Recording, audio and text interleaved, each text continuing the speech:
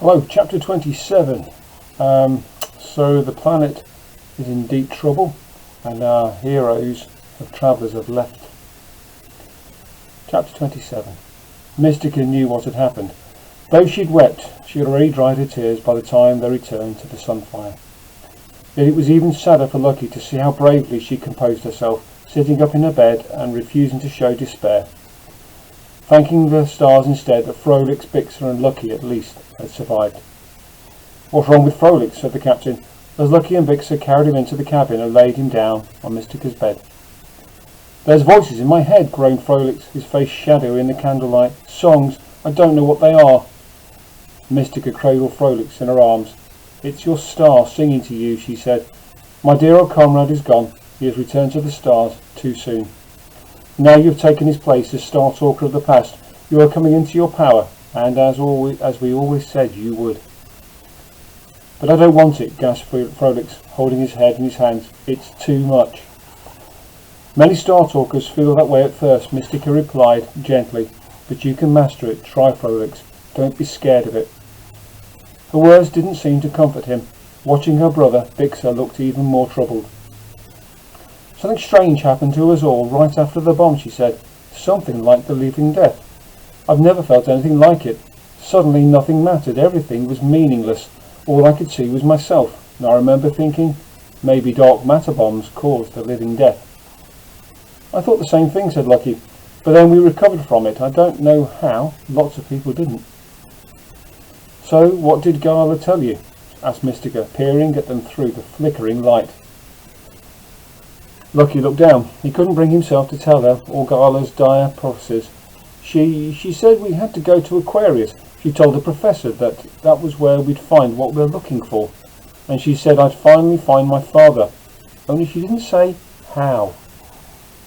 Mystica shivered and pulled her furs tight around herself. She always speaks in riddles, that one. You never know what her words mean until it's too late. But that is the nature of the future. It's fluid. Nothing is certain. "She seemed pretty sure about one thing," said Bixer.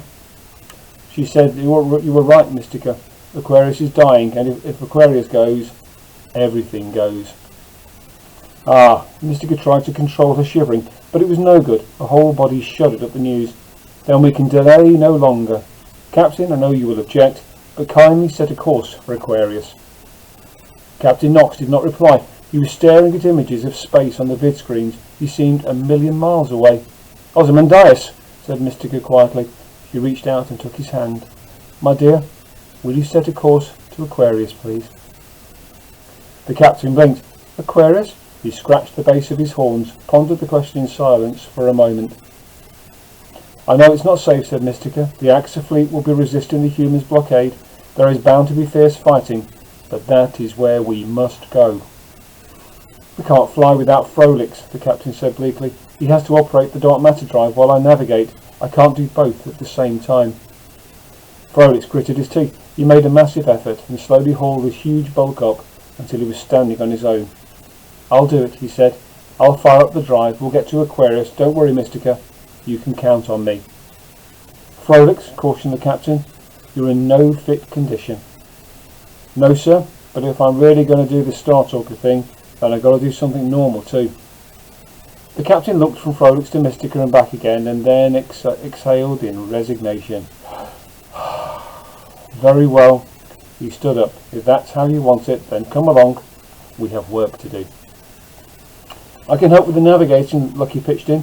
"I can use the astrolabe and help you find the best route."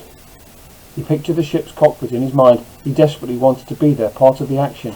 He didn't want to think about the dangers they were going into, or the possibility that he himself might be the biggest danger of all. He just wanted to do something useful. But the captain shook his head. "Help? How can anyone help us now, boy? We're beyond help." His horns glinted. "Besides, I don't want you anywhere near my cockpit. Wherever you go, bad things happen. Sometimes I'd swear you were cursed. So you stay right here and don't touch a thing." He left the cabin, trailing Frolix in his wake. Lucky felt crushed. "I can help," he thought. "I know I can. But the captain's right. I am cursed. Wherever I go, bad things do seem to keep happening." "Don't listen to him," said Mystica, interrupting his thoughts. You stay here with me. I always feel so much warmer when you're here." Lucky sat beside her and Bixa on the bed. Together they stared at the vidpics of the 12 Astraeus in silence. "So what else did Gala say?" Mystica asked after a while. "Surely there was more." Lucky bit his lip. He could hardly bear to think about it, but he made himself tell her Gala's prophecy on the wheel, how he was burning his life away and how the professor had confirmed it. "Did you know too?" he asked the old lady.